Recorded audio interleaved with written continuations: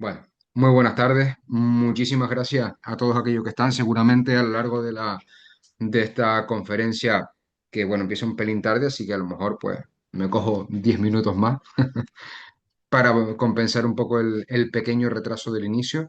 Muchísimas gracias a todos los que están, a aquellos que se unan después. Y aquellas personas, pues que una vez que esto se grabe, que esa es la finalidad para poder difundirlo, divulgarlo, porque al fin y al cabo aquí lo que hacemos es ciencia y la finalidad de la ciencia es acercar el conocimiento a la población, no es que se quede dentro de las universidades o dentro de las aulas y que en muchas ocasiones está sesgada también. Entonces, bueno, pues con esa finalidad hemos querido grabar esta sesión y todas las sesiones que acontezcan. Por lo tanto, bueno, vamos a comenzar ya, sin más dilación, o como diría Piedra Pómez Lelutier, sin más dilatación, vamos a comenzar.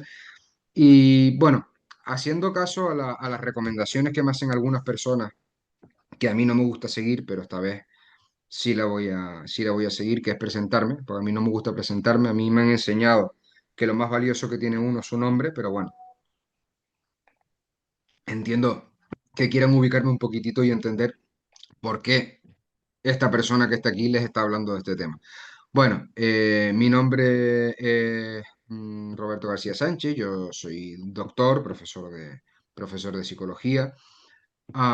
Yo dirijo o coordino, como lo quieran decir, el grupo de trabajo en nutrición, metabolismo, salud mental y estilo de vida, NUMES, de la Asociación Española de Neuropsiquiatría, de la AEN, y también formo parte del claustro docente del Instituto Español de Medicina y Estilo de Vida. Soy profesor de la Universidad Europea de Canarias, donde tengo mi grupo de investigación Y hablamos en todas. neuropsiquiatría evolucionista, el cual dirijo. Y bueno, como todos los que nos dedicamos a este mundo de la docencia e investigación universitaria, pues múltiples artículos, capítulos de libro y cosas publicadas de diversas temáticas, y esta una de ellas. Bien, ya me presenté, ya me van ubicando. Suficiente información, que creo que es bastante más importante lo que tengo que decirles que mi currículum o lo que haya detrás de mí. Entonces, ¿por qué? ¿Por qué estamos haciendo esto? ¿Por qué se creó el grupo de trabajo? ¿Por qué estamos haciendo esto? ¿Por qué estoy hablando con ustedes? ¿Por qué le estoy robando una hora de sus vidas? Pues quizás porque merezca la pena. No escucharme a mí, sino escuchar lo que tengo que decirles o el trabajo que yo hago. Habemos muchas personas que estamos preocupadas por el mundo de la salud mental, que bueno, realmente sabemos que salud mental y salud física no existen, son separaciones completamente plásticas y artificiales. Hay una salud, si no va bien una, no va bien la otra, por lo tanto hay una salud, pero para entendernos voy a utilizar el concepto de salud mental para entenderlo. Entonces, sabemos muchas personas, entre ellas, como mínimo todas las que estamos en la EN, preocupadas por la salud mental. Y como sabemos, hay muchos factores que influyen en la salud mental. Por eso, nosotros nos dedicamos a la medicina del estilo de vida. Nutrición, metabolismo, ritmos circadianos, el sueño, el ejercicio, el estrés, bueno, todo este tipo de cuestiones, ¿no? Y una en concreto que ha cobrado auge, como siempre, fuera de España, aquí vamos pasitos atrás, pero bueno, nosotros estamos ahí en la cabeza, en esa batalla, ¿no? Que es el mundo de cómo afecta la nutrición, el metabolismo a la salud mental. Dicho de otra manera, ¿cuál es todo el componente psicobiológico que hay detrás de muchísimos factores, tanto neurológicos como psiquiátricos o psicológicos, y por ende, qué podemos hacer nosotros para prevenir o incluso para intervenir o tratar a nivel de salud mental? Ante esa circunstancia y debido a que una de las líneas de investigación, no solo mía, sino de mi equipo de investigación del conjunto, es esa, pues decidimos crear el grupo de trabajo para dar salida pues, a toda esta información, porque como dije antes, lo interesante no es que se queden los artículos o que se quede en la universidad y que me escuchen mis alumnos, por cierto, alguno de ellos está por aquí, sino que la población esté informada, no desinformada como está ahora, sino que esté informada y que pueda tener acceso libre, gratuito, a información científica de calidad. No porque la haga yo, la hacemos todos, de calidad, acceso abierto, que es lo que se llama ahora, ¿no? Acceso abierto, y que estén al tanto de las últimas investigaciones. ¿Por qué? Porque lo que buscamos todos aquí es hacer entender que el paciente barra cliente barra usuario barra como ustedes lo quieran denominar, no voy a entrar en terminología, es activo en su proceso de salud y activo en su vida y toma sus decisiones. Cualquier profesional de la salud le puede dar la recomendación, sea farmacológica o lo que sea, pero la última decisión es el sujeto, la persona. Y la persona es aquella activa en su vida y quien toma en última instancia las decisiones. Nosotros no podemos pretender que el paciente tenga la actitud sumisa de nosotros darle una orden y que él la cumpla, porque él algo como mínimo tendrá que decir en todo su proceso, tanto de salud como de enfermar, porque también tiene derecho a no querer mejorar desde su libertad. Entonces, ante eso, pues desarrollamos un campo actual que se podría entender como psiquiatría nutricional y metabólica, otros lo denominarían psiconeuroinmunoendocrinología, otros medicina del estilo de vida, me da igual. Utilicen la definición que ustedes quieran, lo importante es qué ocurre a nivel metabólico, qué ocurre a nivel nutricional, qué ocurre biológicamente que pueda estar generando sintomatología. Y esto lo digo no porque yo siga un modelo, una perspectiva biologicista, ni muchísimo menos, sino todo lo contrario.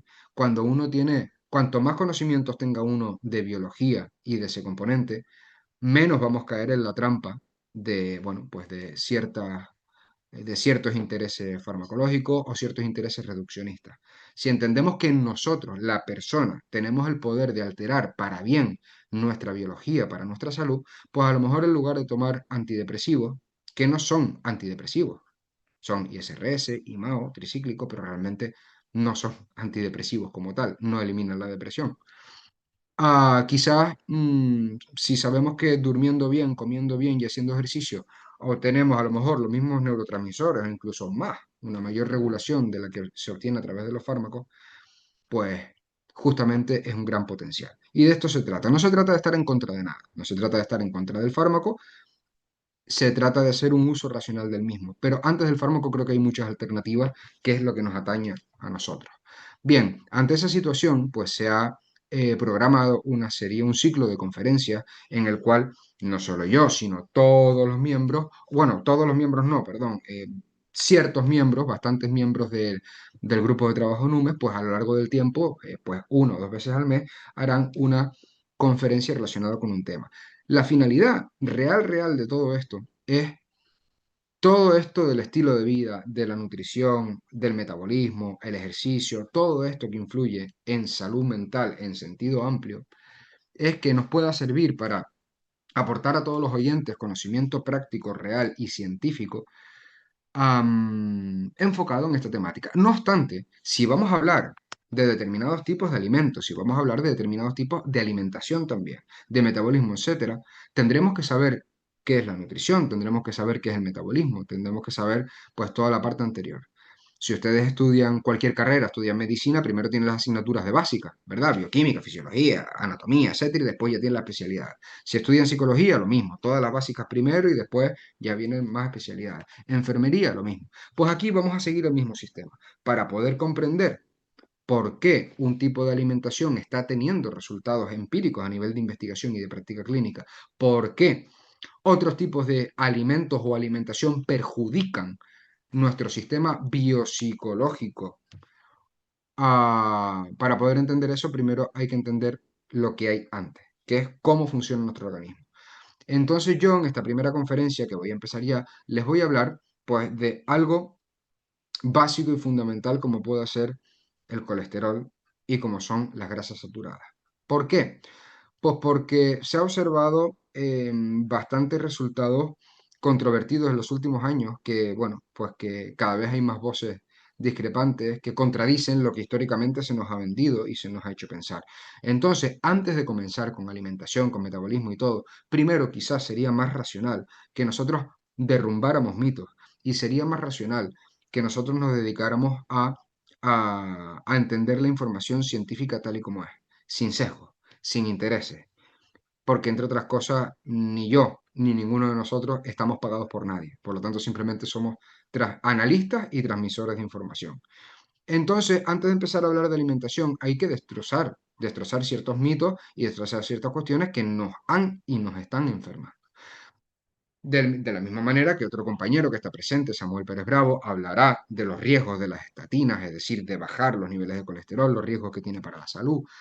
el efecto de los mal llamados aceites vegetales, que son ricos en omega 6, súper proinflamatorios, pues en todo esto nos vamos a centrar en relación con la nutrición, el metabolismo y la salud mental. Por lo tanto, yo voy a comenzar desmontando o desmintiendo, en la medida de lo posible, las principales investigaciones que nos han permitido establecer lo que ahora sabemos que es un mito, eso de que el colesterol es malo.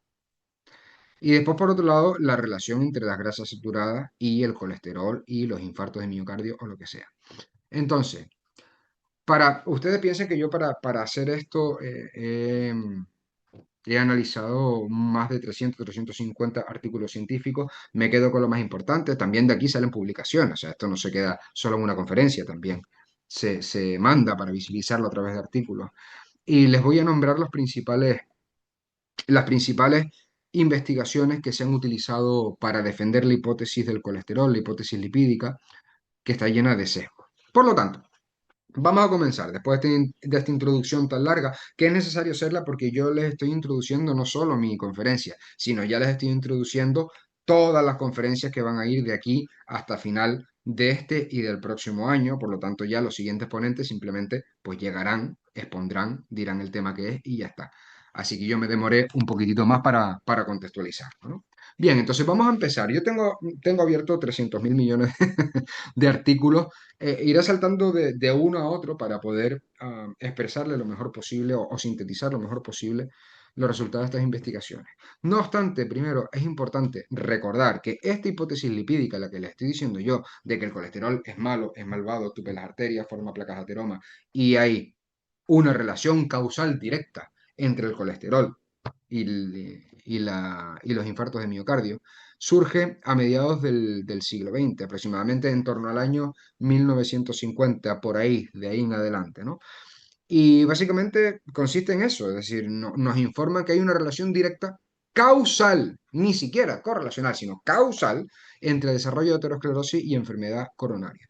Entonces, durante más de 50 años, de esos 50 años del siglo XX, más lo que viene ya del siglo XXI, aunque ya estamos despertando un poquitito, no hemos hecho otra cosa que bajar los niveles de colesterol con unos fármacos que se llaman estatinas. Puede ser rosuvastatina, simvastatina y un montón de ellos que acaban en patina, que son toda la misma familia. Entonces, a partir de ahí, nos hemos obsesionado con bajar los niveles de colesterol. De hecho, hubo una época en la que se permitía en 300, se bajó a 280, 250, 220, estamos en 220, en 200 ahora, perdón. Y seguimos con la mentalidad de que el colesterol es muy malo, hasta tal punto que en las facultades y en todos los lugares vemos en anuncios de televisión, pues estas famosas bebidas que tienen fitosteroles para bajar los niveles de colesterol. Lo que no les dicen es subir los niveles de glucosa en sangre. Eso no se los dicen. Lo que no le dicen tampoco de las estatinas es que las estatinas correlacionan con diabetes. También al mismo tiempo con infarto de miocardio porque al inhibir la ruta del mevalоnato, lo que hace es a nivel de la acetilcoenzima A, lo que hace es que lo bloquea y tampoco se produce la liberación de la coenzima Q10. La coenzima Q10 es fundamental, es una coenzima, es un cofactor, es fundamental para el correcto funcionamiento del corazón. Si inhibimos esto, inhibimos el colesterol, inhibimos esto también. Por ende, se ha observado que también correlaciona con infartos de miocardio. Y como eso le podemos decir 500.000 cosas que ya se los explicará con mayor profundidad el compañero Samuel cuando le toque. Yo ahora me voy a centrar en el colesterol, ¿no? Entonces, cuando nosotros hacemos una revisión histórica y metodológica de todas estas principales investigaciones, así como de otros tantos libros que recogen tropecientas, a su vez cada uno de los libros recogen tropecientas investigaciones, se hace un trabajo metodológico, por un lado, se hace una revisión sistemática donde se coge toda la literatura científica, se analiza y al mismo tiempo junto con esa revisión sistemática, que obviamente hay unos parámetros que se determinan, tiene que cumplir unos determinados requisitos, información completa, que se recojan todas las variables de interés para poder analizarlo. Por lo tanto, es un trabajo bastante arduo. Y al mismo tiempo, de manera paralela, junto con esta revisión sistemática, se hace una interpretación epistemológica.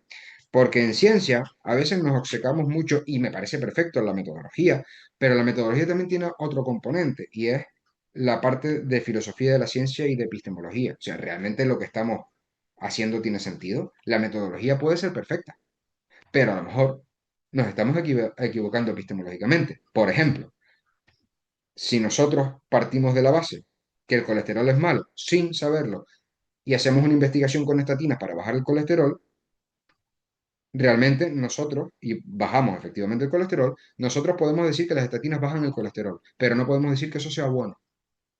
No podemos decir que bajarlo sea bueno.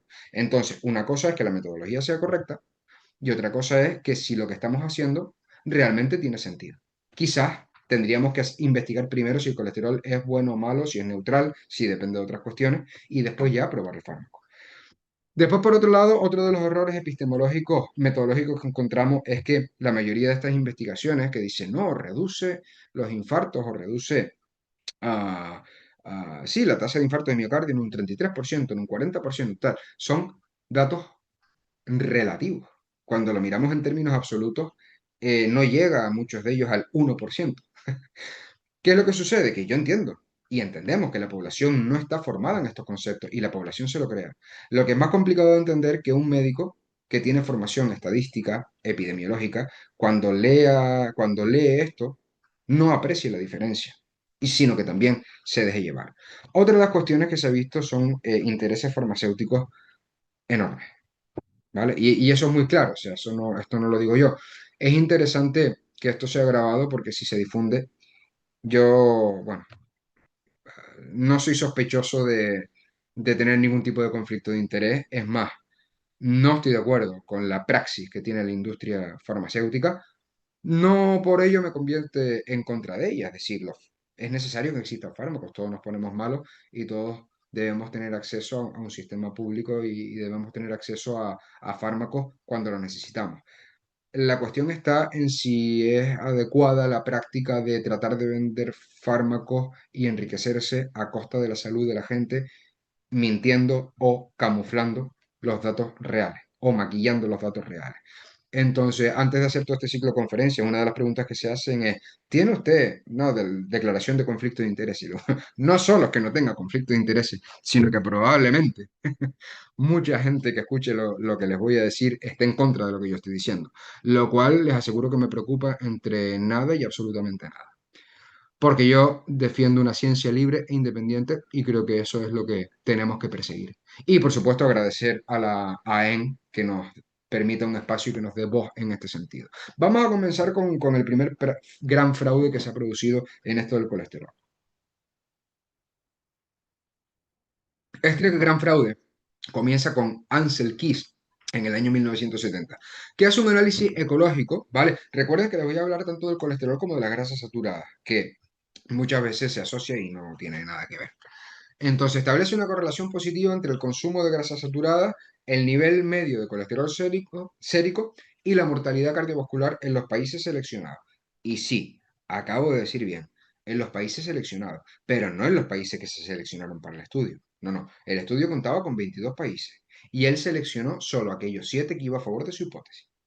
¿Me explico? Porque su hipótesis era más grasa saturada, más colesterol, más accidentes cardíacos o coronarios. ¿Qué hizo él? Los que consumían mucha grasa y no tenían accidentes vasculares, los dejó fuera.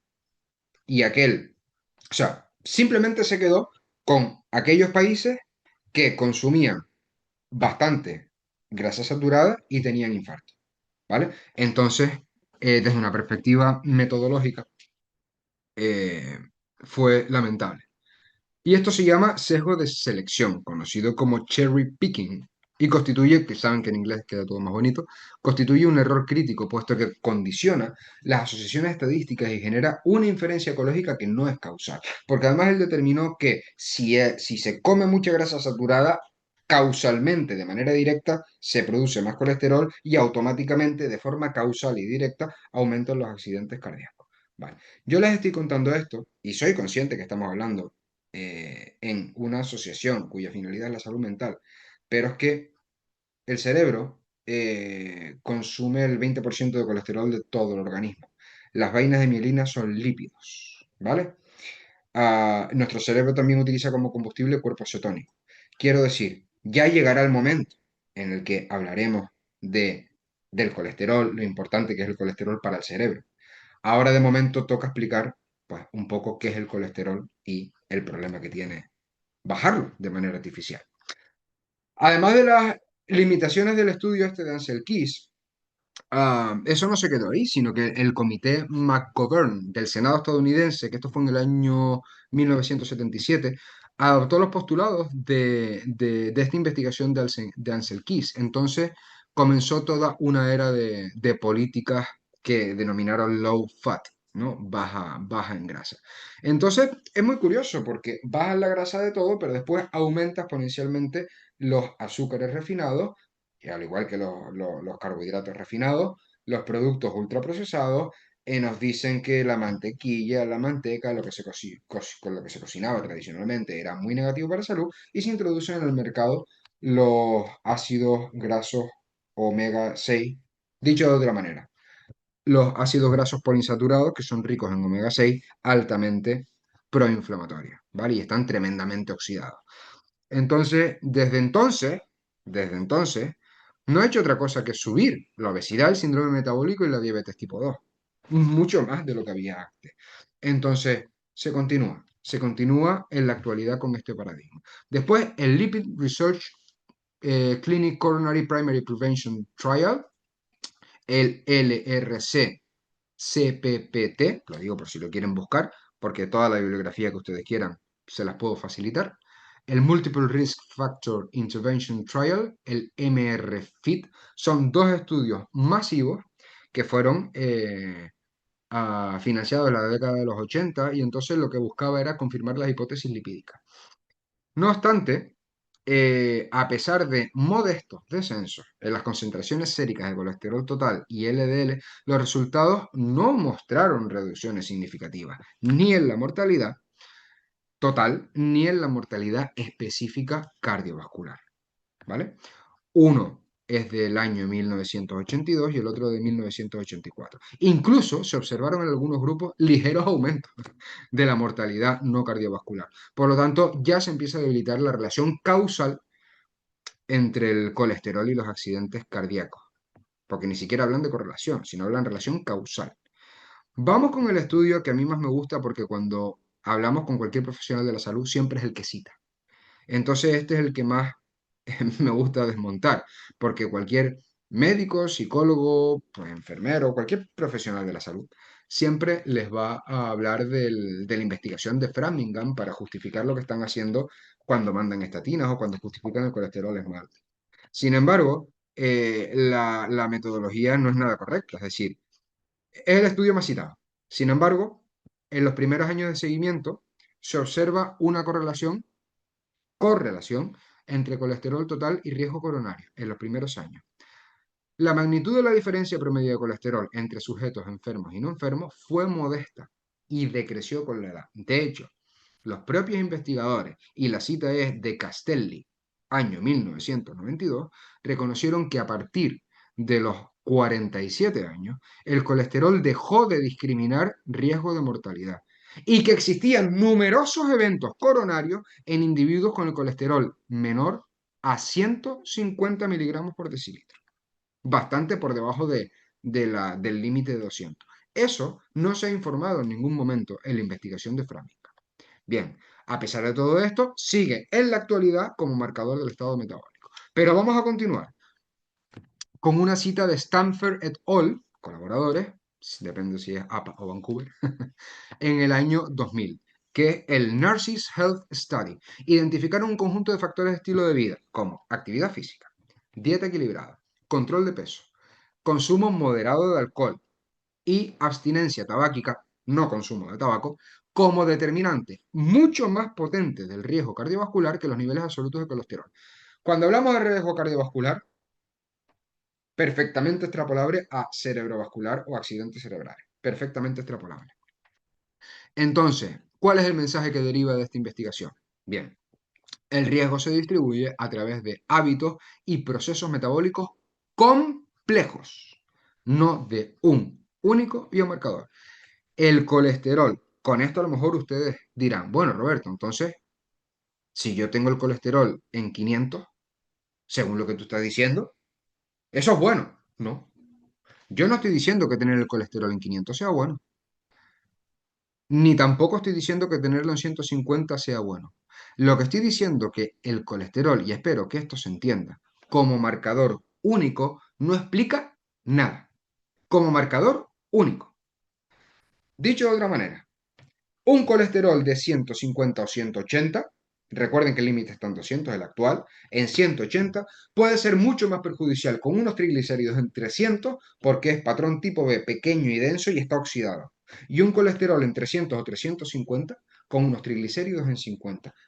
PCR bien y ningún marcador de inflamación y estrés oxidativo.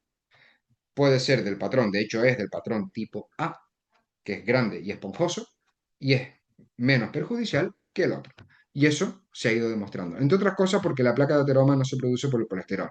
En la placa de ateroma encontramos macrófagos, monocitos, encontramos lipoproteína A, células espumosas, que eso es lo que se va condensando, solidificando. Entonces, hay muchas cosas, no es solo colesterol, ¿vale? Entonces, lo que quiero decir con esto es que el colesterol por sí mismo no explica nada. Nada, nada. Siempre hay que entenderlo en relación con el resto de parámetros, ¿vale? Por lo tanto, no puedo decir cuál es el valor del colesterol adecuado. Dependerá de la persona, del tipo de alimentación que tenga, del estilo de vida que tengo y dependerá de muchos factores. Pero por sí mismo no dice absolutamente nada. Si tú tienes el colesterol en 300 y todo el resto de tus marcadores está genial, yo no me preocuparía. Si tienes el colesterol en 180, pero la hemoglobina glicosilada en 8 o en 9 los triglicéridos en 350, la mayoría del colesterol ese que tengas probablemente sea bastante negativo. Y esto lo digo, ténganlo claro, porque en los próximos años, esta información que verán cuando escuchen esto que les estoy diciendo, que me pueden llamar loco, me pueden insultar o decir que voy contra natura, lo que ustedes quieran, me da bastante igual, lo escucharán los próximos años. Escucharán que las próximas investigaciones confirman esto. De hecho, al final de todo, si les interesa, les daré investigaciones actuales como una que se hizo en Suecia, publicada en el año 2023, que analizaba 44.000 personas. Curioso, las personas más longevas tenían colesterol y el hierro alto, el colesterol más de lo que se recomienda, ¿no? Seguimos con otro estudio, ¿vale? Volvemos otra vez. El Women's Health Initiative Dietary Modification Trial del año 2006. Ya vamos acercándonos, ¿no? Es uno de los estudios más grandes en la historia de la nutrición. Contó con 48.835 mujeres. 8 años de seguimiento. Bien, no se encontró reducción significativa en la incidencia de infarto, ictus ni mortalidad total, pese a la reducción de la ingesta de grasa y de colesterol dietario. La interpretación de estos resultados lo que hace es cuestionar como es lógico, la relación directa de menos grasa, menos colesterol, menos enfermedad. Por lo tanto, las modificaciones dietarias de nuestra dieta basadas solo en macronutrientes de manera aislada, sin ningún tipo de relación, son insuficientes. Hay que tener en cuenta la calidad de los alimentos y hay que tener en cuenta sobre todo el efecto inflamatorio y glucémico. Llevamos toda la vida echando la culpa al colesterol de lo que tiene la glucosa. Los tres jinetes del apocalipsis de la enfermedad metabólica es glucosa, estrés oxidativo, inflamación. Esos son los tres jinetes del apocalipsis. Y eso es lo que va a generar daño endotelial. El colesterol es liposoluble, no es hidrosoluble, no viaja libre a la sangre. El LDL no es colesterol, son lipoproteínas y dentro tiene colesterol, dentro tiene triglicéridos, tiene diferentes moléculas. Entonces, cuando ustedes se miren LDL y HDL en una analítica, no está viendo las partículas reales de colesterol que tienen. Hay más cosas ahí, pero nos lo venden como que sí. Y esto hay que tenerlo en cuenta. Otra investigación, vamos allá. El estudio Enhance, como lo quieran decir, de Castellane et al. 2008, mostró que la combinación de ezetimiba y simvastatina, estos dos fármacos, pese a reducir significativamente el LDL, bajó mucho los niveles de LDL, no mejoró e incluso empeoró la progresión de la aterosclerosis o placa de ateroma medida por el grosor de la propia placa en la capa íntima vascular. Si niveles elevados de LDL provocan placa de ateroma, si se reducen enormemente, se supone que no debería progresar. Sin embargo, se observó que sí. Por lo tanto, ya podemos ir rompiendo con la relación causal directa entre colesterol y placa de ateroma. Quizás hay bastantes más factores que ya antes les comenté. El estudio, les digo la abreviatura y si quieren ustedes lo buscan, el AIM, del año 2011, evidenció que elevar el HDL de forma farmacológica tampoco reduce los efectos cardiovasculares. Les explico por qué. El LDL es el colesterol malo, malísimo que nos va a matar. El HDL, como es el que retira y el que limpia, es el colesterol bueno, buenísimo. Entonces la hipótesis es, si yo reduzco el LDL, menos infarto. Y si aumento el HDL, que es el bueno, menos infarto. Bien, pues lo que se obtiene es que cuando se aumenta mucho el HDL, no se reducen los niveles de infarto. Entonces, claro, las discrepancias que se producen en estos marcadores lipídicos y la ausencia de un beneficio clínico claro cuestionan el valor del colesterol como variable única válida. Pero seguimos. En el año 2004, la actualización de las guías del National Cholesterol Education Program, el NCEP-ATP3, redujo los umbrales de LDL considerados óptimos, recomendaban que estuvieran de manera inferior a los 100 gramos en miligramos, perdón, por decilitro. Estoy hablando solo del LDL, no del total. Del LDL, que es el malo malvado, ¿vale? Ese. ¿Qué se descubre? De los 9 miembros del comité, 8 tenían relaciones financieras con la industria farmacológica que produce estatinas, lo que es un conflicto de interés estructural muy claro a la hora de formular las recomendaciones clínicas. Entonces, este fenómeno lo que hace es ilustrar cómo los intereses institucionales pueden influir en la definición de riesgo y expandir los mercados terapéuticos bajo la apariencia de un consenso científico. Nos han dicho que hay un consenso científico alrededor de esto. No lo hay. De hecho, no solo es que no lo hay, es que yo directamente no estoy de acuerdo. No estoy de acuerdo. A mí me da exactamente igual los valores de colesterol, LDL, HDL. Vamos a ver. Primero que no hay dos colesteroles. Eso es lo primero. El colesterol es una molécula que además le cuesta al organismo bastante fabricar. Es una molécula muy valiosa. Sin colesterol no producimos hormonas esteroideas, estrógenos, testosterona, etcétera. Sin colesterol no sintetizamos la vitamina D. Sin colesterol no se producen vainas de mielina. Sin colesterol, pues quizás la bicapa lipídica celular de todas y cada una de las células de nuestro cuerpo que contienen la bicapa no se formaría. Y bueno, como esto, pues tampoco se podría producir cortisol, por ejemplo. Entonces, ahí vemos por qué cuando disminuimos los niveles de colesterol aumenta la mortalidad por cualquier causa. La gente tiene problemas musculares, tiene problemas de concentración, etcétera, etcétera. Pero repito, en esto ya se centrará más el compañero Samuel. Simplemente lo que les quiero recordar yo es que el LDL, Low Density Lipoprotein, comienza siendo VLDL, Very Low, después Intermediate y rápidamente, que sería IDL, y rápidamente pasa a LDL. El LDL lo que hace es llevar triglicéridos, colesterol, ácidos grasos, ¿vale? Cristalizados, esterificados, ¿vale? No vamos a entrar en bioquímica, hacia el organismo, hacia músculos, órganos y lo que sea. Y el HDL lo que hace es recoger el excedente, lo que no se ha utilizado, para reciclarlo, para llevarlo de nuevo al hígado, para que sea vuelto a utilizar. Hablar de que uno es malo y de que uno es bueno es absurdo.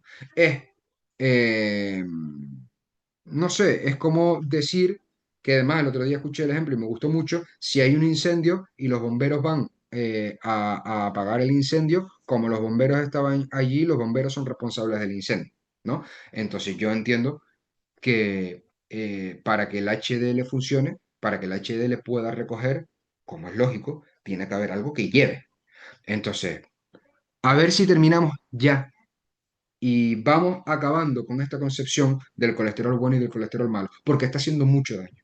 Está haciendo mucho daño por todo esto que les estoy explicando. Bien, continuamos. El colesterol, como hemos dicho, no es un agente causal, es un componente esencial, ya se lo acabo de decir, de membranas celulares y necesario para muchísimas funciones. Hay que tener en cuenta si el LDL, si puede estar oxidado, si hay HDL o LDL que esté glicado, que sea disfuncional, si hay un entorno inflamatorio, porque lo que hace que se rompa la placa de ateroma es el entorno inflamatorio.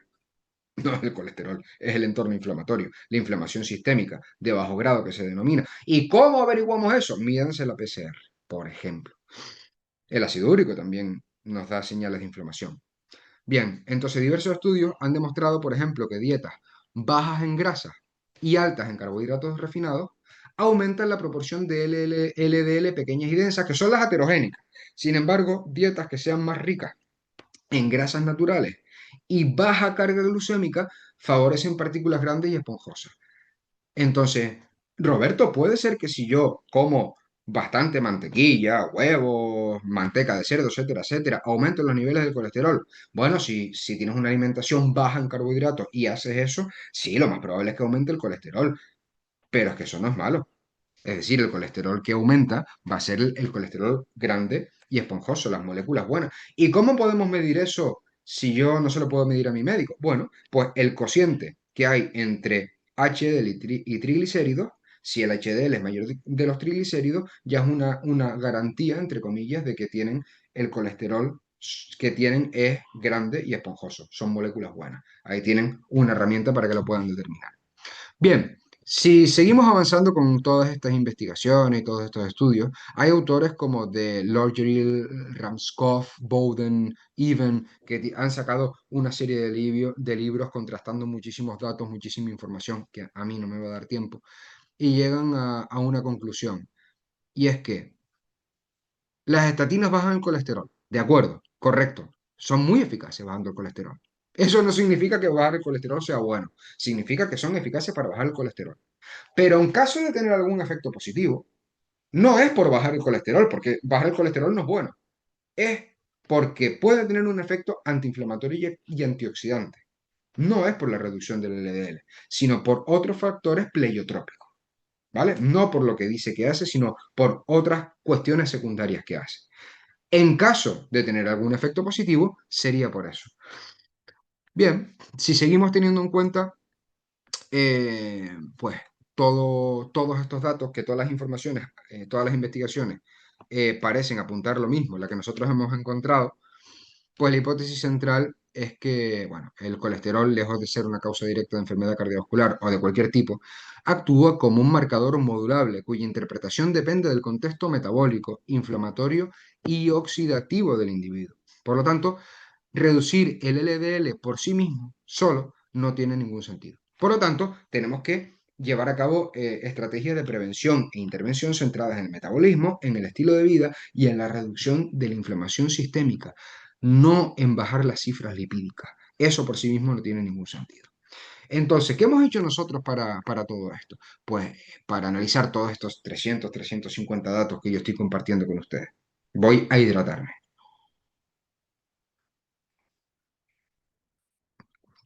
¿Qué hemos hecho? Bueno, pues seguir todas las, buscamos de una manera bastante exhaustiva en PubMed, o Medline, en Scopus Web of Science, Cochrane Library, Google Scholar, desde el año 1950 hasta el 2025, concretamente hasta mayo del 2025. Utilizamos fórmula booleana, que no se la voy a describir porque es muy larga. Además, revisamos guías del gobierno de Estados Unidos, las guías del National Cholesterol Education Program, también libros especializados en la materia que contaban muchas investigaciones, y todo ello se ha analizado de manera sistemática y, am, y al mismo tiempo se ha hecho una interpretación epistemológica. Obviamente hay unos criterios de inclusión y de exclusión que no vamos a entrar ahí para no, pues son metodologías, entonces simplemente vamos a ir directamente a los resultados, ¿no? Porque además hemos evaluado los sesgos, hemos evaluado conflicto de interés y todo eso. Bien, ¿cuál es el panorama general de los hallazgos? ¿Vale? De todas maneras, yo ya les fui diciendo algunas referencias. Si necesitan más, me pueden escribir un correo, se ponen en contacto con la EN o lo que sea, y yo les facilito muchas referencias bibliográficas al respecto, como no puede ser de otra manera.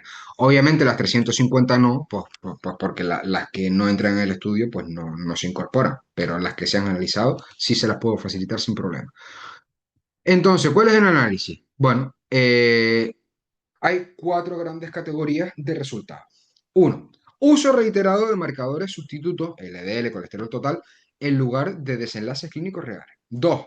Presencia de inferencias ecológicas y extrapolaciones indebidas en estudios observacionales clásicos. 3.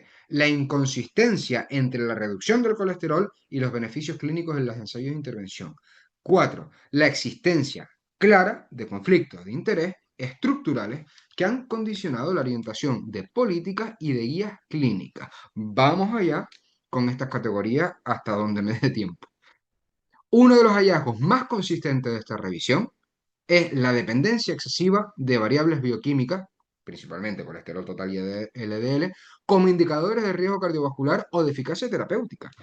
En múltiples estudios, la reducción de estas cifras se presenta como prueba de beneficio clínico, aun cuando no existían mejoras demostrables en mortalidad o morbilidad. El caso paradigmático del Enhanced Trial, que les dije antes, ¿vale? De Castellane et al. 2008. Evaluó el efecto de combinar la simvastatina con la ezetimiba en pacientes con hipercolesterolemia familiar. Cuidado, porque la hipercolesterolemia familiar muchas veces ni los médicos la diagnostican bien. La hipercolesterolemia familiar es genética. La has tenido toda la vida. Si tú toda la vida has tenido cifras de colesterol que consideras normales por debajo de 200 y haces un cambio de estilo de vida, por ejemplo, dieta cetogénica, y sube el colesterol a 350, eso no es hipercolesterolemia familiar.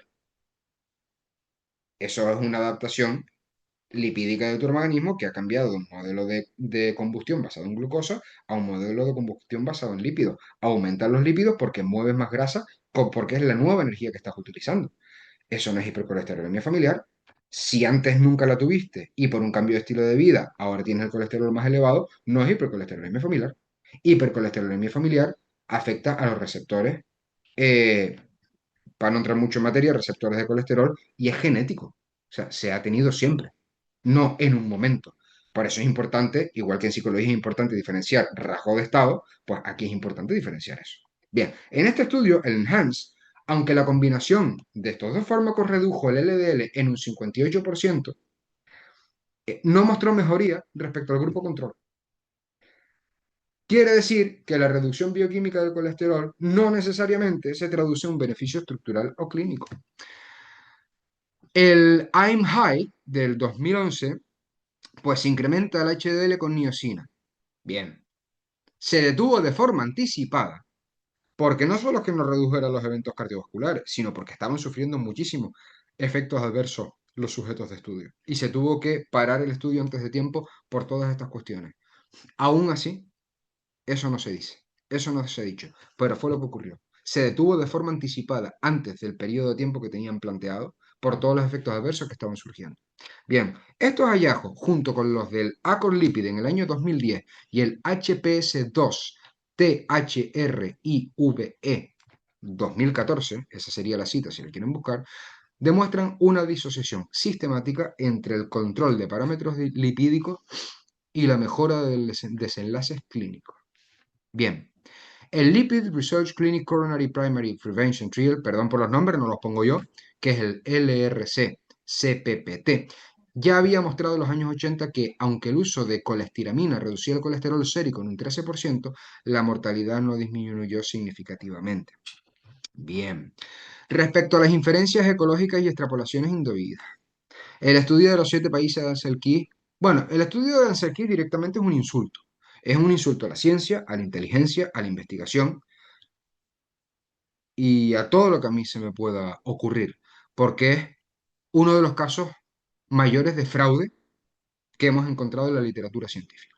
Tú solo seleccionas aquello que valide tu hipótesis. Eso no solo es que no sea ético, sino que directamente es anticientífica, porque ni es aleatorio y está sesgado. Porque, por ejemplo, Francia y Suiza, países con dietas muy ricas en grasa y tenían muy baja incidencia de enfermedad coronaria, se eliminaron.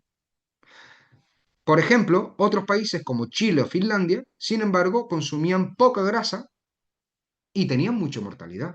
También quedaron fuera del estudio, porque no interesaba. Además que es un estudio observacional. Por lo tanto, bueno, no me voy a tener más aquí porque, por los motivos que les acabo de decir. El estudio Framingham, volvemos con él, el más citado. Bien, los propios investigadores dijeron que tras los 50 años, después de los 50 años de edad el colesterol total dejaba de correlacionarse con riesgo cardiovascular e incluso se asociaba inversamente con mortalidad total. Dicho de otra manera, a partir de los 50 años lo que encontraron es que a mayor colesterol la correlación es con descenso de mortalidad, no con aumento. Eso tampoco se dice. Lo dijeron los propios investigadores. Bien, así podemos seguir con muchísimo más, pero vamos a ir acotando porque me quedan 15 minutos. Disociación entre reducción del colesterol y desenlaces clínicos. Bien, es otra de las constantes analizadas aquí. El estudio Júpiter, que tenemos la cita de Ritger et al. El del año 2008. ¿Qué nos dice? La rosuvastatina redujo un 44% el riesgo relativo de eventos cardiovasculares. Bien, aquí está el truco. Riesgo relativo. Perfecto. Quiere decir que las farmacéuticas lo que dicen es, reduce un 44% el riesgo relativo de eventos cardiovasculares. Quiere decir que si tú tomas rosuvastatina, vas a disminuir en un 44% la probabilidad de sufrir un accidente cardíaco. ¡Wow! ¡Qué maravilla! Pero ahí está la trampa estadística, la trampa metodológica. Si lo miramos en cifras absolutas, no relativas, sino en datos absolutos, ¿saben cuál fue el beneficio? Inferior al 1%. Si no recuerdo mal, era el 0,82%, si no recuerdo mal. Entonces, lo que tendría que decir la farmacéutica es, si toman rosuvastatina, además de todos los enormes efectos secundarios que no les digo que tiene, pero que los tiene, se reduce la posibilidad de eventos cardiovasculares en un 0,8%. Eso es lo que deberían decir. Sin embargo, dan cifras relativas, no dan cifras absolutas. Esto para cualquier fármaco, ¿vale? Pero ahora estamos hablando de esto. Metaanálisis posteriores, como el Cholesterol Treatment Trialists Collaboration del 2012.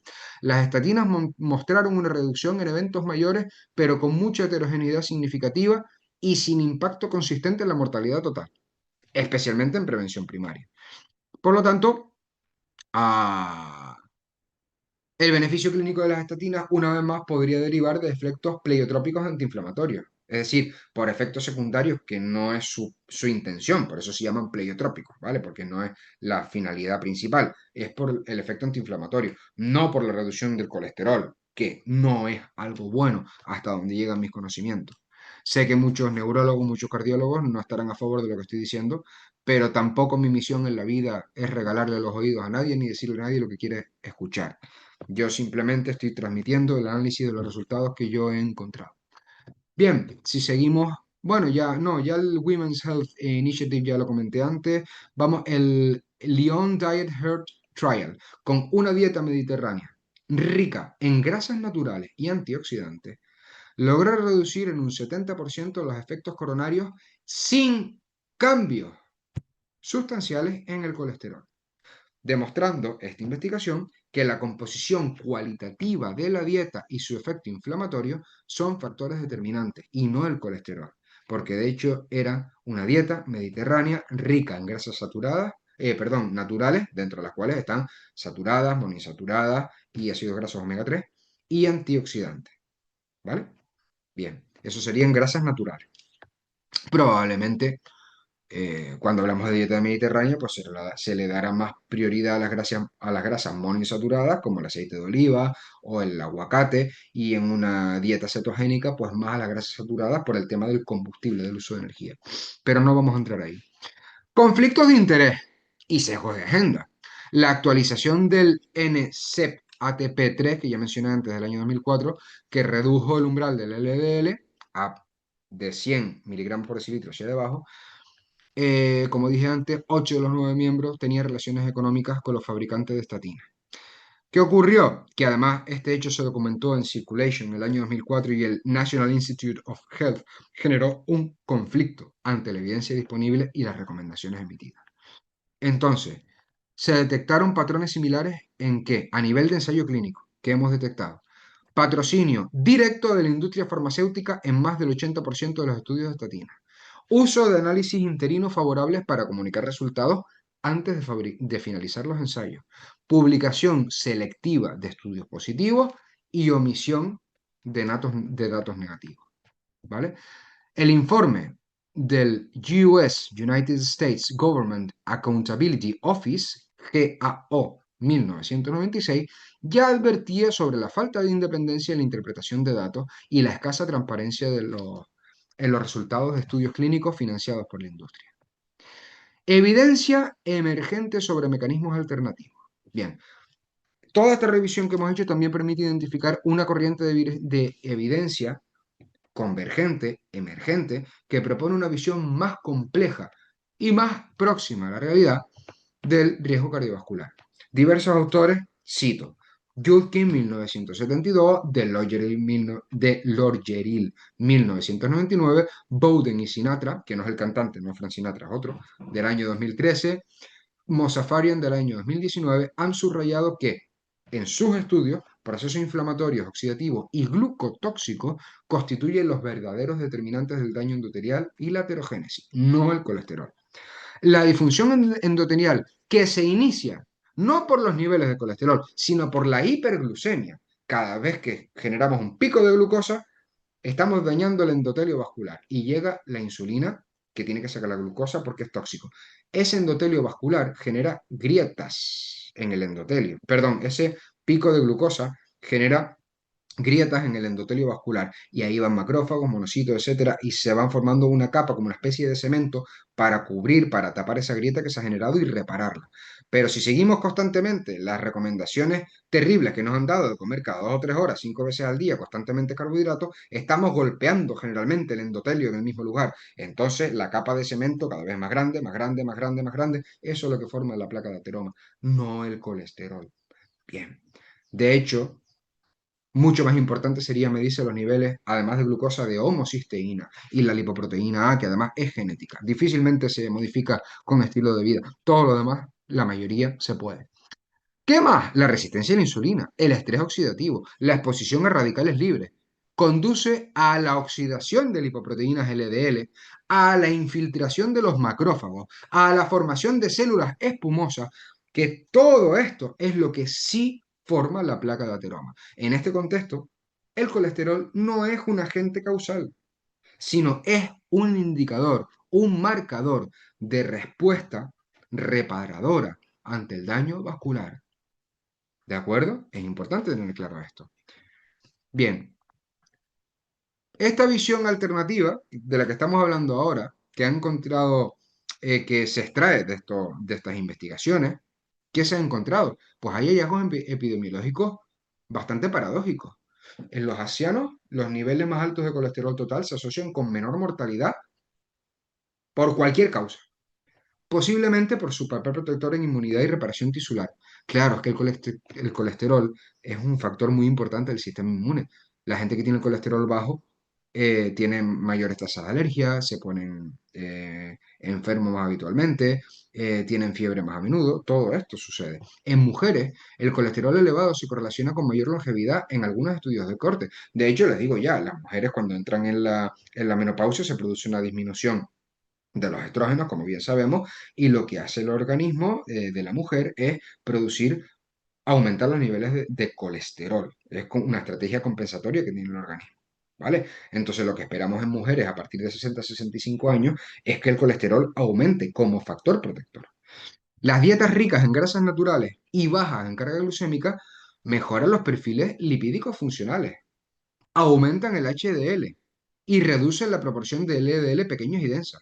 Es decir, con una dieta rica en grasas naturales, si hacemos ejercicio, somos delgados, somos atléticos, estamos en forma y consumimos grasas naturales con poca carga glucémica, el HDL, lo que llaman el colesterol bueno, que a partir de ahora para ustedes nunca más va a ser el colesterol bueno, ni el otro va a ser el malo, pero bueno, para entendernos, aumentan el HDL, el bueno, y muy probablemente también aumente el LDL. Pero Roberto, si nos acaba de decir que reduce la proporción de LDL pequeñas y densas, claro, aumenta el LDL grande y esponjoso y disminuye el LDL pequeño y denso. Entonces, que hay un incremento del LDL, si antes lo tenía en 200 y ahora la tengo en 250, claro, se ha reducido en este contexto en concreto, se ha reducido el LDL pequeño y denso y ha aumentado el LDL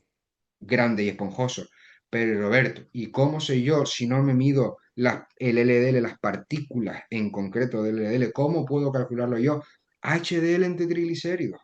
Verán que si ha bajado sus niveles de triglicéridos y ha aumentado el nivel del, del, del HDL, pues es un indicador de que el LDL que aumenta es este, bueno, grande y esponjoso. Bien, síntesis de todo esto que acabamos de decir. La relación entre colesterol y enfermedad cardiovascular es débil y no lineal, especialmente cuando se controlan factores como estilo de vida y metabolismo.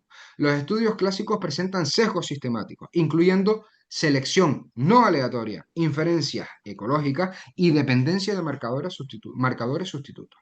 La reducción farmacológica o dietética del colesterol no asegura beneficios clínicos significativos en mortalidad total o cardiovascular. Los conflictos de interés han desempeñado un papel determinante en la consolidación y persistencia del paradigma lipídico.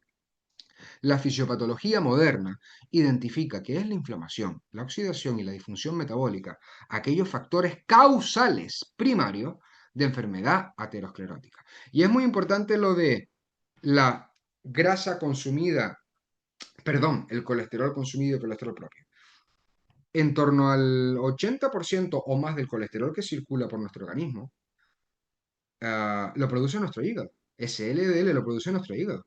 Nosotros, con todo el colesterol que comemos, influimos un 5, un 10% en los niveles de colesterol. No mucho más, no influimos mucho más. 15, no mucho más. ¿Por qué? Porque nuestro cuerpo funciona por homeostasis.